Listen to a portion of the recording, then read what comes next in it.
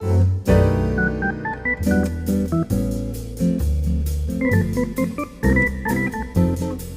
welcome to Better Bachelor. This is Joker. Live fast and die young. Tonight on the show, we're going to talk about the old trope, married men live longer than single men. So you must, if you want to live the fullest, longest life, get married. Come to find out, that's a very old study, and they're not really so sure that it's actually accurate. I mean, if you think about it, yes, if you're very happily married, you'll live longer than someone that's miserable and alone. But I'll go so far as to say, if you're happy and single, you'll live longer than someone that's really bummed out and married. So we're going to go through a couple of these stories. And then according to a study that's a little bit more recent, apparently all this information is old. And a newer study that comes out says it's debunked. Women actually or being married is actually more stressful. So we're going to talk about that. So let's get recording.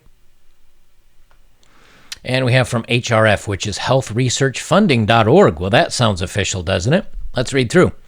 And then we're going to get to the stuff that debunks it. Why married men live longer than single men. Okay. Now, a lot of these things, believe it or not, you can do on your own. The reason why married men do them more often is because they have a wife that's probably nagging them to do it. So they say a wife insurance, married men live 17 years longer. Numerous studies have been carried out over the last 150 years, and their findings suggest that marriage is good for your health. Some of the findings of these studies are below. Now, later on, we're going to debunk this, but we're just going to read this as is, and we'll talk about these talking points. 32% of single men's risk of death is 32% higher compared to married men. Now, I got to talk about this a little bit, but in a later study, they talk about that if a woman divorces you and leaves you and takes half your stuff, you're counted as a single guy. So they're really talking about married men that are still married. But a woman has left you, or you're divorced, or you've never been married, those all get lumped in. And I think they may say this later on, I forget, but I think people that had their spouse die earlier than them, they are counted as single. So that's not really exactly the metrics that we need to be talking about here. So they say unmarried, divorced, and widowed. Now, remember, these are from 150 years ago. Let me see if, studies over the last 150 years. I'm pretty sure things have changed even in the last 15, 20 years, let alone 150. Unmarried, divorced, and widowed men don't eat as well as married men. I'll ask you gentlemen this. Who's the best cook you know in most of the relationships you have? I'm pretty sure 80% or more of you are raising your hands. I've always been the cook. I am the better cook because I like good food. That's not to say that there aren't women out there that cook, but it's getting fewer and fewer. Let's be honest about it. So that one, I don't count that one. We can cook for ourselves. And if you don't know how to, learn how to cook. You can get amazing food. You can make it healthy, and it's delicious. Unmarried men are less likely to exercise and more likely to smoke, drink, and take part in risky behaviors. Okay, do I drink a little bit more now that I'm a bachelor? Yes. Why? Because when I wake up at 8 o'clock in the morning and I want a beer, I have a beer and a bottle of whiskey. No, because I'm not expected to drive and let's go out, let's go do this, and we got to run to the mall and we got to go shopping, and I want to go out to dinner, and when I go out to dinner, I can't really have much more than one beer because I have to drive home, because usually guys are the ones to drive. Where here, I can buy a ribeye that normally in a restaurant would be $15-20. I can buy that on sale for $6.99 at my grocery store. Is it top shelf cut? No, but you can get some good ones on sale. Man, sear that thing up, throw it in the oven, 400 degrees for 5 minutes, medium rare, very good. And I can enjoy an extra beer or two because the farthest I have to drive is from the kitchen right here. That's it. And then as far as the risky behavior, yeah, I ride motorcycle. All my exes, or at least most of them, didn't want me to ride motorcycle if we were going to be in long term together because they didn't want something to happen to me. Yeah, well, that's my hobby. That's going to happen. An educated wife. 2009 study showed that men married to more educated women had a lower death rate. We don't need to go any further than that. Why? Because and this is another study from very recently, and this is a legit study. I'm not making this up off my head. 90% of women that are educated or more educated than their husbands leave them. They file for divorce. So that one's kind of out the window. A study of 27,779 cancer cases found that unmarried individuals were more likely to have advanced cancer at the age of diagnosis. Those who had treatment for cancer and were married were more likely to survive. Okay, 27,000 out of how many? 350 million? I'll take my chances with that. Married men have a lower risk of depression and happier retirement if they stay married. But what happens if you've been married all your life and then you hit 50-something and she leaves you and takes half of everything? I'm pretty sure you're going to be more at risk of being pretty bummed out. When a partner dies, it increases the likelihood of illness and disability in the surviving partner. Men are more vulnerable than women. By what percentage? Also, usually that happens when you're very old. So do you want to live 20, 30, 40 lives with 20, 30, 40 lives with someone is what I started to say. It'll feel like that probably. Do you want to live 20, 30, 40 years with somebody just to say, hey, I got an extra couple years out of it? Married men are more likely to get regular medical care. That's because the wife's harping at you to get it done. But if you take care of that yourself, that's nothing. 82% of men who are less sociable have an 82% higher risk of having heart disease. Well, just be sociable and also eat healthy. Men who have never married are 3 times more likely to die from cardiovascular disease, so say Japanese scientists. Okay, maybe. Married men have better cognitive function and smaller risk of Alzheimer's disease. Well, here's the good news. If my cognitive function goes, when it's in its lightest form, it's great because you can watch a football game, and when your team scores, you cheer and you're happy, and then when they show the instant replay, you think they scored again, and you're twice as happy. You forget you ate, so you have a pizza, and instead of feeling guilty about, your next meal, you forgot you ate, and then you have like a cheeseburger. And then you get cardiovascular problems. But let's move on here. The next story here is nagging by a spouse could shorten your life. Yeah. Now, how many of us here had a wife that's always like, are you just going to sit in front of that computer all day, or are you going to go do something that I asked you to? Can you take out the trash? Are you going to help me on laundry? Are you going to help me cook dinner? I cook dinner. Are you going to do? There's always something. That's why there's a man cave, so the man can go in and hibernate like it's wintertime and just be left alone. Please stop talking to me. Just let me, because women don't understand that a man can just sit and relax and watch something brainless on TV, not have to be always, let me check Facebook. Let me see what's going on. We're not as social. So we can just quietly do our thing. I'll go into my garage and I'm going to build a wood custom computer case, because this case I just paid $50 for, my CPU's running a little hot, and since it's a micro IT board, an ITX board, I only have one fan header because unfortunately on this one, the second one's needed for the motherboard itself. Case isn't working. I'm going to build a wooden case. I could go out there and just draw on wood and do diagrams and cut quietly and fiddle with the thing. 5 hours go by. And I'm like, oh man, I better get something to eat. I've never been married and had 5 hours to myself without, hey, like every 45 minutes. Okay. Nagging by a spouse could actually shorten your life. It's part of a marriage that everyone loathes, the occasional, or in some cases, constant nagging between spouses. And in CBS 2's Scott Rappaport reported Friday, word has now come that nagging's not only annoying, but it can even be life-threatening. Ask any married guy on the planet, and he'll tell you, as one man told CBS 2, nagging is not pleasant. But now a new study suggests husbands of nagging wives can actually be nagged to death. Let's see. Do I have... let me find the right button for that. Men can be nagged to death? I am shocked. Shocked. Well, not that shocked. It's not shocking. This is not shocking. If you've been in one of these marriages, you know. You're just like, please, sweet mercy, let it end. But now a new study suggests husbands of nagging wives. Okay, I read that. Danish researchers from the University of Copenhagen said having a nagging partner can significantly shortens one's life and could result in 3 extra deaths per 100 people per year. The study also said people nagged by their spouses are more likely to get heart disease and cancer. Oop. Well, there goes the study that we just read from 10 seconds ago. And this isn't from 150 years up through present. This is present day science. Sounds about right, said Stephanie Chiletti. I nag him a lot. The study also says men in particular are at risk. Shocking. We're the ones that get all the nagging? I find that hard to believe. Right. Men who said they faced many demands from their partner or family and friends were more than twice as likely to die compared to women in the same category who were 34% more likely to die.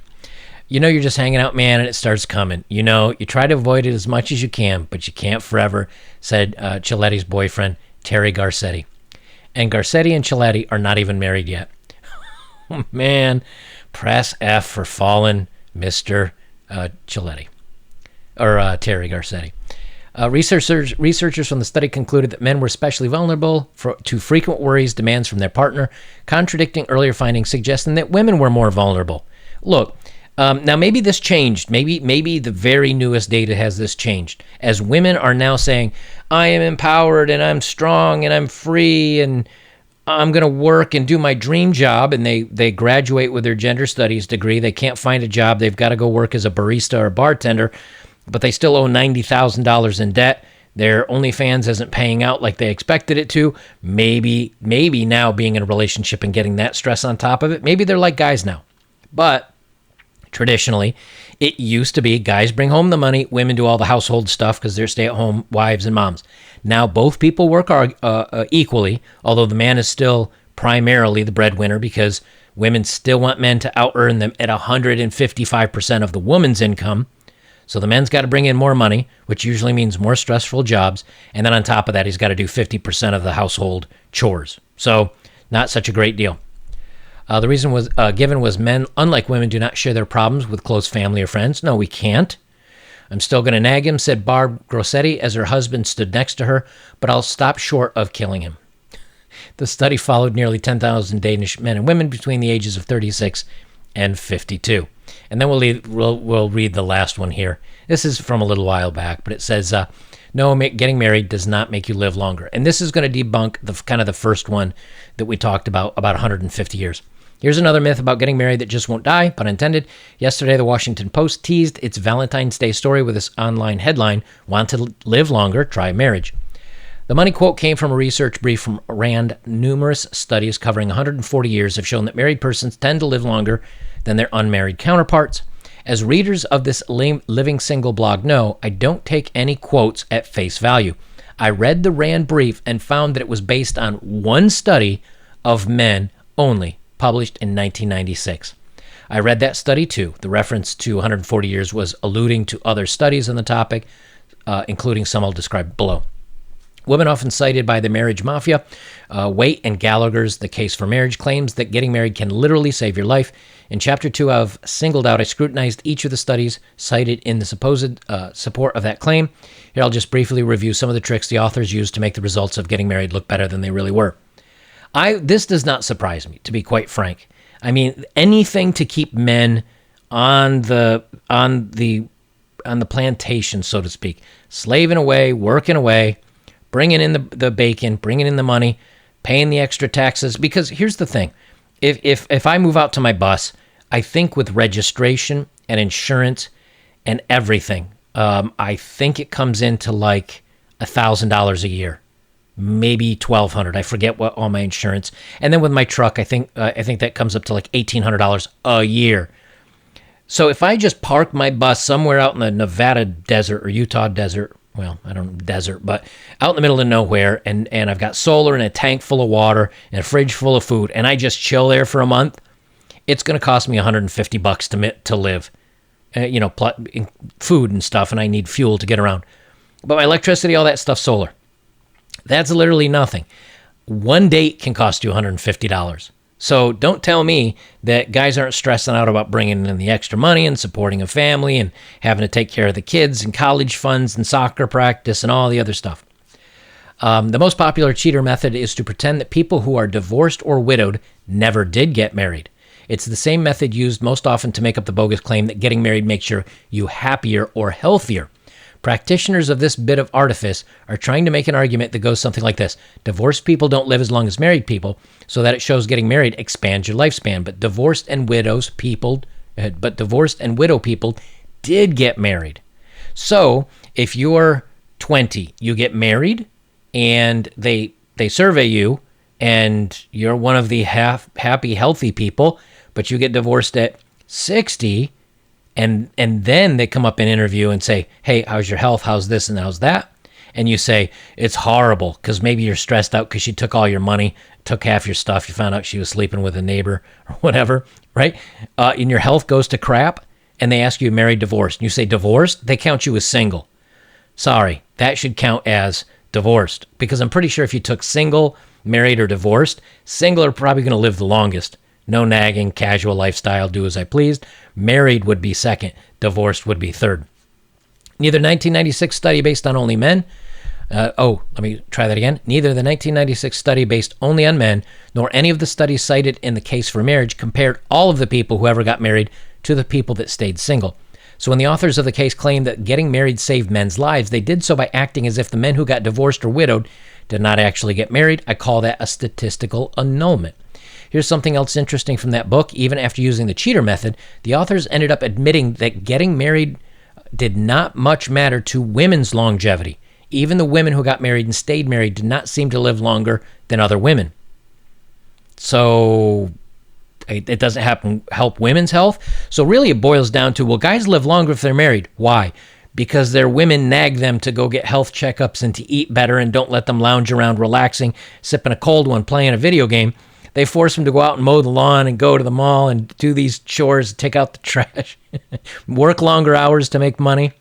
That's my guess on it, at least. Now let me tell you the results of what is probably the longest running study of longevity ever conducted. It is the Terman Life Cycle Study, started in 1921. The 1,528 men and women who were 11 years old when the study started have been followed for as long as they lived. Two groups of people lived the longest: those who got married and stayed married, and those who stayed single. What are the odds, guys, that you're going to get married and stay married? Not good. Like I said, the guys that got run over and got divorced are actually the worst. They say here people who got divorced or who divorced and remarried had shorter lives. What mattered was consistency, not marriage. The results were the same for men and women. There it is, man. Either get married and stay married forever. Good luck. Or stay single. And if you stay single, you no different results here. That's important. Of course, you still got to take care of yourself, but does that mean once married you should stay that way in order to live longer? The answer to answer that definitively, we have to do a study that could never be done. Randomly assign married people to stay married or get divorced. Maybe those who stay married would live longer. Maybe those who wanted a divorce but were assigned to stay married would have lives that were even shorter and more miserable of those that did divorce. We just don't know. So I think this was a fun little summary. I've gotten emails from you guys. Speaking of which, let me finish. I got emails from you guys. Here's your answer. Either get married and stay married, good luck, or stay single and take care of yourselves. If you stay single and take care of yourselves, you're good to go. And for those of you that say, oh, what happens when I get older? Who's going to take care of me? Look, make a ton of money and go out like Anna Nicole Smith when she was like, 20-something, and she married like an 83-year-old billionaire oil baron. He got taken care of till the day he died. Trust me, he got taken care of well, and then she tried to get all the money, and they got into a court battle and everything else. But other than that, let's face it, if you have a health problem or you get dementia or Parkinson's or something else like that, a wife is not going to be able to take care of you. It would be better to save all the extra money over the course of you not being married and have a little bit left over and be able to pay a nurse to actually come in and give you proper care, because she won't resent you for it, where a wife definitely would. Because if you're too much to handle, a wife will just leave you nowadays. They do that when you're in your 30s, let alone when you're 80s and you're having trouble remembering your own name and eating. Trust me, they're not going to stick around. So, and then as far as the other email point that I wanted to say, guys, I've got like 2,500 emails in my backlog. I've got a ton of you messaging me on Instagram. I can't get through all of it. I'm trying, but more coming in than I can read. So if you don't hear back from me, it doesn't mean I didn't read it. It just means I haven't read it yet, or I haven't gotten around to it, but I'm getting way more than I can read reasonably in a day. So please just understand. You're welcome to keep emailing me. I'll try to get to it at some point, but I promise you I'm not blowing you guys off. Guys, if you'd like to support my work, links are below as always. If you have, thank you very much. The best way you can support me is like, comment, share, subscribe. Check out my older videos. Join me over on betterbachelor.locals.com if you want to jump on the forums and chat and all that. You can support me over there for $5 a month. And we'll leave it at that. Guys, this is Better Bachelor. I'm Joker. Remember, You're not going to live longer. You're not going to have a healthier life. You're not going to be any better off for getting married. Just stay single, learn to adapt, learn to cope, learn to take care of yourselves, learn to eat well. You know, when you're and I'll expand this a little bit. When you're a kid, you're like, oh man, if I just had all this money, I could, and I'm living on my own. I can order pizza, play video games, and eat ice cream all day, and go to Taco Bell every other day, and I can eat. Yeah, you can do that now as an adult. You will get very big very quickly and very unhealthy. It's kind of funny that as a kid, you can't afford to do all that, but you could probably eat that way. And then as you're an adult, you could eat that way because you can afford it, but your health won't keep up with you. So guys, take care of yourselves. I'll leave it there. Better Bachelor, I'm Joker. Peace out.